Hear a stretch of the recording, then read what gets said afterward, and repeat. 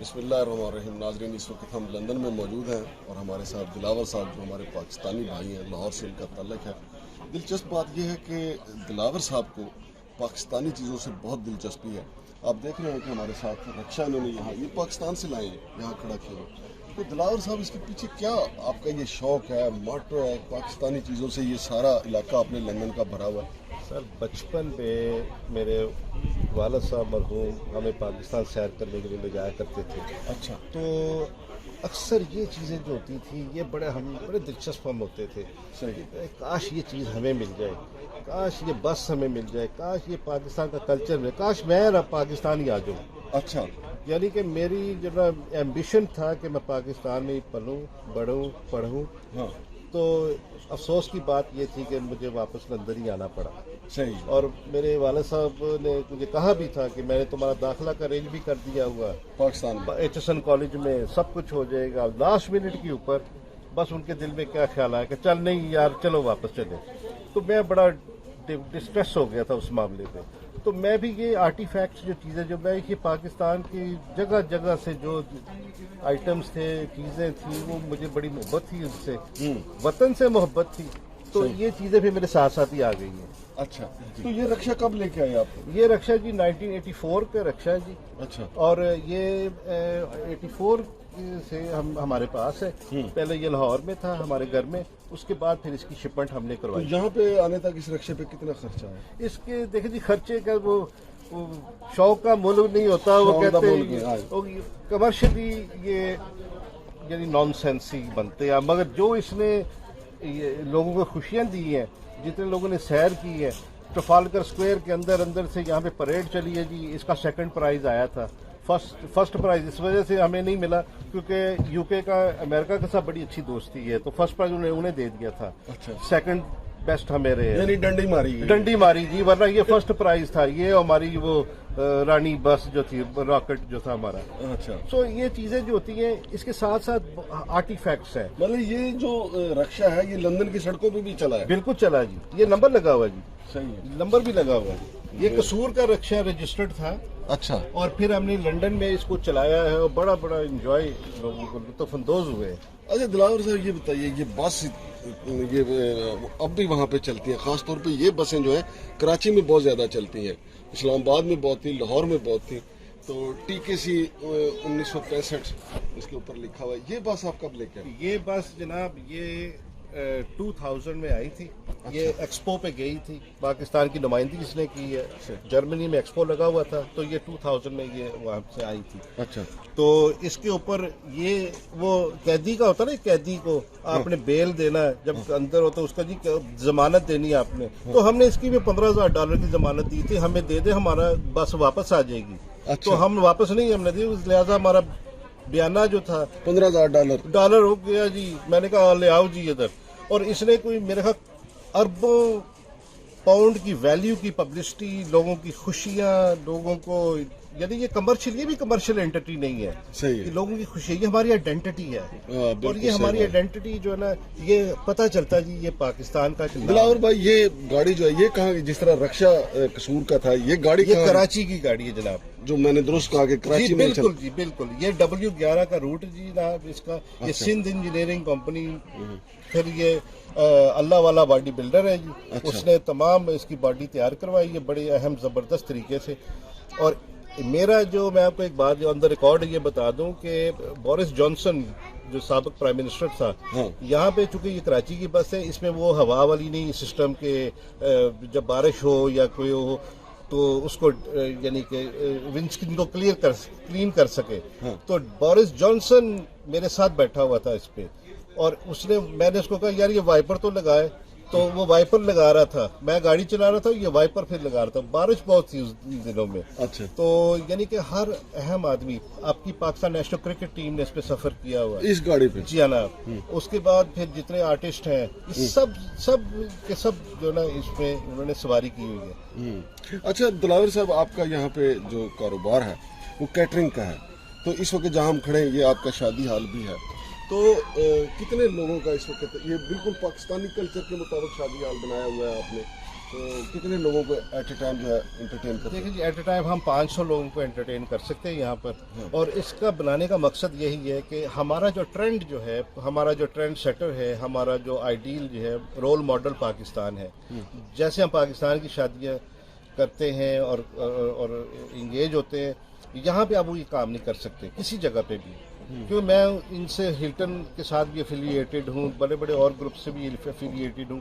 یہاں پہ آپ وہ فل پاکستان کلچر آپ دیکھ سکتے ہیں، یعنی کہ باربیکیو کریں، جو لائیو کوکنگ کریں، یہ سب چیزیں آپ کی جا سکتی ہیں. اچھا، آپ کے بارے میں، آپ کی اس کمپنی کے بارے میں یہ بھی ہمیں معلوم ہوا تھا کہ ایئر انڈیا کمپنی کو آپ کھانا دیتے رہے.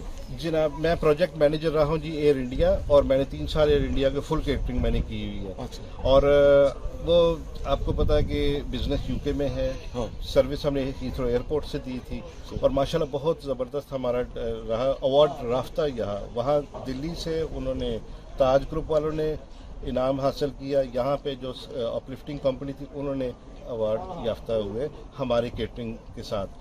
اب یہ چیز سچویشن ایسی بن جاتی ہے کہ جب آپ ایک پاکستانی سے خریدتے ہیں اور انڈین پھر جو ایک نیریٹو شروع ہو جاتا ہے کہ یہ جی آپ پاکستانیوں سے خرید رہے ہیں، اور یہ پھر ایک پولیٹیکل ایک شکار انسان بن جاتا ہے. جی ہاں بالکل، وہ ایجنڈا بن گیا تھا. اچھا. تو بہرحال رزق اللہ تعالیٰ کے ہاتھ میں ہاں جی، تھی، صحیح اور بات. میرے والد صاحب خدا محفوظ فرمائے وہ کہا کرتے تھے یہ ہوائی رزق ہے. ہاں. لٹرلی وہ ہوائی رزق تھا، اور جب تک چلتا رہا اللہ تعالیٰ کی کرم نوازی تھی.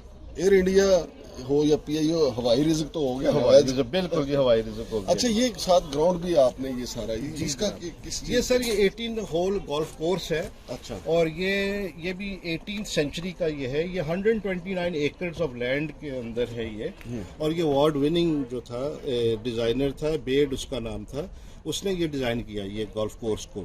اور یہ West Middlesex Golf Club ہے، اور یہاں پہ ماشاءاللہ ممبرشپ ہے. یہاں پہ لوگ بہت لطف اندوز ہوتے ہیں. کسی زمانے میں صرف انگریز تھے اس گروپ میں، ابھی تو یہ فل ملٹی کلچرل ہو چکا ہوا ہے. اور ہمارا یہی ہے لوگوں سے کہ آپ آئیں، ممبرشپ بھی لیں اور انجوائے کریں. صحیح. جی ہاں بالکل جی، بڑا ایک ماحول ہے. دلاور صاحب، یہ رکشا اور یہ بس ہے، یہ پھر سے میں اس طرف آتا ہوں، یہ کس کس موقع پہ آپ یہاں پہ، مثلا جس طرح 14 اگست ہے، پھر ہمارا یوم دفاع ہے، پھر 23 مارچ ہے ہمارا، یہ ان خاص مواقعوں پہ نکالا جاتا ہے، یا کوئی اور بندہ بھی آ جاتا ہے کہ جی ہمارے بیٹے کی شادی منگنی ہے تو ہمیں رکشا یا آپ کی؟ ایسے ہوتا ہے جی. شوق کا، جیسے میں نے پہلے بتایا آپ کو، شوق کا مول نہیں ہوتا. لوگ اپنی شادیوں پہ لے جاتے ہیں. ایکچولی ہمارا جو کام ہے، ہم ہے منی پاکستان ہائی کمیشن. جو پاکستان ایمبیسی جو کام، ہائی کمیشن جو کام وہ نہیں کرتے، وہ ہم پورا کر لیتے ہیں. اس پہ نمائندگی ہم نے پاکستان کی ہے اور کرتے رہے ہیں. شیکسپیئر کا ٹاؤن پہ سے لے کر آپ اسکاٹ لینڈ کے اسٹرلنگ کاسٹل سے لے کر فالکلینڈ ویل سے لے کر، یہ گاڑی پورے یعنی ملک کو اس نے سروس دی ہے. اور زیادہ تر فنڈ ریزنگ ایکٹیویٹیز کے اوپر یہ ہوئی ہے، کیونکہ کمرشل تو ہے ہی، بٹ یہ کمرشل اینٹی نہیں ہے. یہ ریپرزینٹیٹیو ہے of Pakistan culture in the you کے اینڈ ان یورپ. اچھا دلاور صاحب، آج بھی کوئی فنکشن ہے یہاں پہ؟ کافی ماشاءاللہ لوگ اکٹھے ہیں، تو آج کس حوالے سے یہاں پہ فنکشن ہو رہا ہے، یہاں جو انتظامات نظر آ رہے ہیں یہاں پہ؟ سر یہ پھر سے میں وہ بات کروں گا کہ یہ پاکستان کا ایک ادارہ ہے جی، نسٹ یونیورسٹی ہے، المنائی ان کا. جب سے مجھے بتایا گیا کہ جی یہ یونیورسٹی یہ ہے، تو انہوں نے آبویسلی ہمارا بھی اسپانسرشپ ہوتی ہے کہ ہم نے میک شور کرنا کہ ان کو اعلیٰ ترین قسم کی سروس دی جائے اور کم سے کم ان کی اخراجات ہوں. تو اس وجہ سے ہم نے یہ ان کے لیے تیار کیا ہوا ہے. پورا کھانے کا اہتمام ہوا ہے، پورا مارکیٹ تیار ہوئی ہے ان کے لیے، تاکہ ان کی ویلکمنگ ہو، حوصلہ افزائی ہو. ماشاءاللہ. اچھا، میں آخری سوال آپ سے پوچھوں گا دلاور بھائی، آپ کے جو والد صاحب ہیں وہ لاہور سے یہاں پہ تشریف لائے، اور انہوں نے یہاں پہ آ کے کیا کاروبار شروع کیا، پھر ماشاءاللہ پھیلتے پھیلتے آپ کا کاروبار اللہ نے اس میں اضافہ کر دیا؟ جی اوریجنلی جی میرے والد صاحب جو ڈاکٹر عبدالمجید چودھری، خدا ان کی مغفرت فرمائے، یہ وہ ڈاکٹر تھے. اچھا. فیصلہ آباد میں ہرچند پورہ ہمارا محلہ، چھوٹا سا محلہ تھا وہاں پہ. تو وہاں پہ لوکل کمیونٹی کو سروس وہ دیا کرتے تھے. تو جب یہ کامن ویلتھ میں یہ وہ ویزا کا آپشن شروع ہو گیا تو لنڈن وہ آ گئے. تو کوئین میری یونیورسٹی، کوئین یہ تھا پیڈنگٹن میں تھے، سینٹ میریز ہاسپٹل، وہاں پہ وہ چیسٹ اسپیشلسٹ کا इम्तिहान की शुरुआत कर रहे थे, तो बट उन्हें पता चला कि आपको इतने एग्ज़ाम्स पहले करने पड़ते हैं और इतनी फीसें भरनी पड़ती है, लिहाजा उनके पास फंड्स नहीं थे। फिर उन्होंने बेकरी ज्वाइन की, पोस्ट ऑफिस ज्वाइन किया, और करते करते आहिस्ता आहिस्ता जो है ना केटरिंग में वो आ गए। अच्छा। और वो एक सिनेमा था 1965 में था, ये बात थी, डोमिनियन सिनेमा। और डोमिनियन सिनेमा में वो स्टॉल लगाया करते थे। अच्छा। इंटरवल्स के ऊपर समोसे पकौड़े वगैरह बेचा करते थे वहाँ पे। लोग तो बड़ा ये समझते हैं कि ये एक नेगेटिव ले लेते हैं, हम फखर से हम कहते हैं कि माशाल्लाह उन्होंने बड़े हम्बल ग्राउंड से स्ट्रगल किया। दूसरी कुर्बानी उन्होंने ये दी, 1965 की वॉर हो रही थी पाकिस्तान में, तो इंडियन वर्कर एसोसिएशन का ये सनमा था। तो उन्होंने हमारे वालिद साहब को कहा कि चूंकि आप पाकिस्तानी हो, लिहाजा वॉर चल रही है इंडिया के साथ, लिहाजा आपको यहाँ से रुखसत होना पड़ेगा। तो मेरे वालिद साहब को उन्होंने एग्जिट कर दिया वहाँ से। तो अल्लाह राज़िक था। फिर अब वो देखे 1965 में मेरे वालिद साहब का ये वाक़या हुआ, और 2005 में मेरे साथ ये वाक़या हो गया यहाँ पे। मतलब एयर इंडिया वाला वाक़या जो था।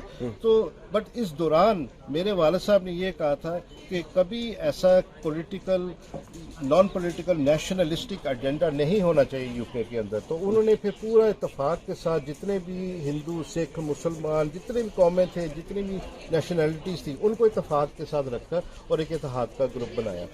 और इस वजह से आज साउथ हॉल, वही साउथ हॉल जो प्री पार्टीशन पाकिस्तान में जो होता है, आजकल वही हम लोग इकट्ठे बैठते हैं, एक दूसरे के खुशियाँ गमियों में हम शिरकत होते हैं, यानी हर लिहाज के साथ हमारा यानी कि वो पाकिस्तान का एक हॉस्पिटैलिटी वाला रवैया। बहुत शुक्रिया जनाब दिलावर साहब। नाज़रीन, दिलावर साहब की आप गुफ्तगू सुन रहे थे, तो आपने देखा कि ये है असल नेशनलिज्म। और हम वहाँ पाकिस्तान में रह के अपने पाकिस्तान की कदर नहीं करते, और ये लंदन में बैठ के पाकिस्तान को किस मोहब्बत से, किस अकीदत के साथ पाकिस्तान को देखते हैं, फिर वहाँ की चीज़ें यहाँ पे लाते हैं। गाड़ी का इन्होंने बताया, जो बस जो कराची में चलती रही है, अब वो यहाँ पे इसमें बोरिस जॉनसन जो साबिक़ वज़ीर आज़म है लंदन के, उन्होंने भी सफ़र किया, और पाकिस्तान की पूरी क्रिकेट टीम इसमें घूमती रही है, और ये रक्षा भी पूरी पाकिस्तानी कौम इसको इंजॉय करती है। तो दिलावर साहब की इन खिदमात की जितनी भी तारीफ़ की जाए कम है।